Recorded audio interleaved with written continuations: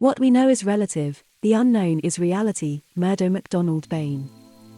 Make love your aim, and then set your heart on spiritual gifts. L. Corinthians 14:1. Are we not continually striving for an intellectual conception of the truth, so that we can come to a conclusion? If we come to a conclusion, we will never understand, for conclusions are a hindrance to understanding. To reach that which is real, the uncreated, which alone is creative, we must first put away all knowledge, all conditioned memory, all conclusions.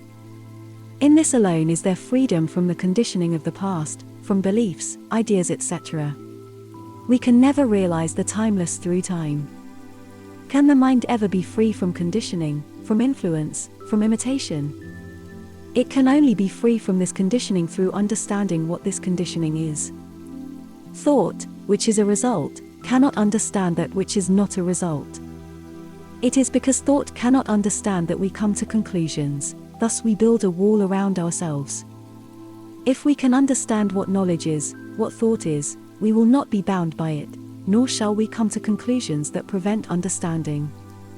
It is comparatively easy to renounce the physical, the things of the world, but it is much more difficult for the intellectual to put away his creations of the mind. But without the abandonment of these mental creations, can the real which is beyond and above all creations of the mind, be experienced? Unless we can put away all our speculative thinking about reality, we will never realize reality. Reality is only experienced when the mind is in perfect repose, when all thinking has ceased to be. The perfect reflection can only be seen upon the lake when there is perfect calm on the surface. So it is with the mind must cease to create out of its own accumulations, so that that which is uncreated, love, wisdom, which alone is creative, will be experienced. We now see that accumulation and conclusions do not make for wisdom but only sustain the stupid self. A mind weighed down with accumulated formulations is incapable of following the swift movement of life, is incapable of deep pliable awareness of its own stupidity. But once the awareness of the false comes to such a mind, it begins to free itself, and in this freedom there is silence, and in this silent tranquility the real is. When we realize what knowledge is, we will see that it is imperfect. Paul says, "For our knowledge is imperfect and our prophesying is imperfect, but when the perfect comes the imperfect will pass away." If we look into our minds, we will see that it is only the relative which we can think about. We can have ideas about reality, but that is not reality. In the process of our knowledge we can understand the relative. In understanding the relative we are able to discern that which is preventing our experiencing of reality. We have classified the mind into an arrangement which psychologists have promulgated, so we accept what they say without due examination from our own experience. What we believe to be true we accept, and our conclusions are the acceptance of our beliefs. We can see clearly now that even our conclusions regarding the relative are limiting our knowledge of the relative. We have been told that the mind is divided into various compartments. The major compartments are the conscious mind and the subconscious mind. In our investigations we can only investigate the relative and not the reality, but in our investigations we can to a great extent acquire a working knowledge that is not imitative, but, in a sense, free, so that new knowledge can be dealt with without prejudice. Now what I say I do not ask you to accept rigidly, but examine carefully according to your own experience. Nor do I want you to repeat what I say as absolute fact, because our knowledge is limited. There can be no finality as regards knowledge. Knowledge of today is always giving way to new knowledge of tomorrow, so the mind must be kept pliable, free from rigidity and imitation. The conscious and subconscious minds are not really separate, the one is active, the other passive. What we believe consciously is accepted by the subconscious. In the subconscious is the mechanism that controls the body function through the nervous system. The brain is the root of the nervous system. The brain is also the physical instrument of the mind with conscious and subconscious activity. Thoughts then become actions in the body through chemicalization. We have had the experience of our thoughts influencing the tissue structure. This we have proved to ourselves as well as through independent experiments in the research laboratories. With this understanding we know that the mind has no power of its own because it is relative. But this belief in the power of the mind has crept into the various philosophies and psychological writings, with the result that the acceptance of this belief has prevented many ardent students from going further. That is why I say that to accept a belief of another you become an imitator, which prevents the acquisition of new knowledge. Matter has no power of its own because it is mind in a grosser form. Mind and matter are not separated, they are interchangeable. Mind is a substance in which our thoughts manifest. Thought, to be really creative, must be free from conditioning, that is, it must be free from its own ignorance, it must be free from its own experience, its conditioned memory, free from prejudice and all that conditions it.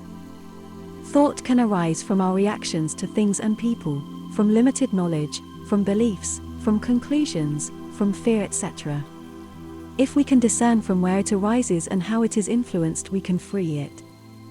If we do not understand this, we are led into many difficulties of our own making.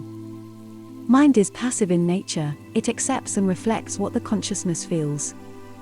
Thought is the projection of that feeling, that is why we suffer from our own thoughts. So mind becomes form when thought and feeling are infused into it. Creative thought is the universal intelligence in action, free from conditioning. This is love and wisdom. Love, wisdom is above mind, yet mind is the instrument through which it is expressed. It comes into operation when the mind is at peace, when there is perfect stillness. This stillness is not obtained by controlling our thinking, but through the discernment of what we are thinking and how we are thinking, what our thoughts are and how they arise. When we see the false, it dies. In the death of the false there is life, love and wisdom. The mind is like the ground. When we plant a seed, the intelligence produces its kind. It is our false beliefs that prevent the real from flourishing. These beliefs are like weeds that choke the real. Thoughts are seeds in the plane of mind reproducing their kind. Now thought of itself is not creative, it is the consciousness that is creative. Just as mind is not creative, yet it is the means through which creation takes place. When we understand anything, it no longer troubles us. It is only when we do not understand that thought rises again and again to confront us. The Christ is the wisdom of God in man, the Word that was in the beginning, the Word that was with God, and that Word was God. No one can take this wisdom away from man. Man is blinded for a time through the ignorance of his own accumulations, which burden that true expression of the Christ. When man begins to understand himself, his confusion disappears and his confidence returns.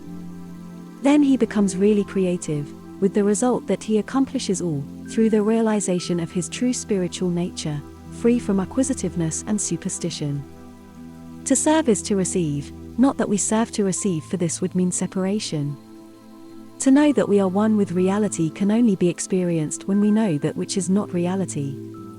When the mind is free, then the infinite is realized, manifesting in its own creation.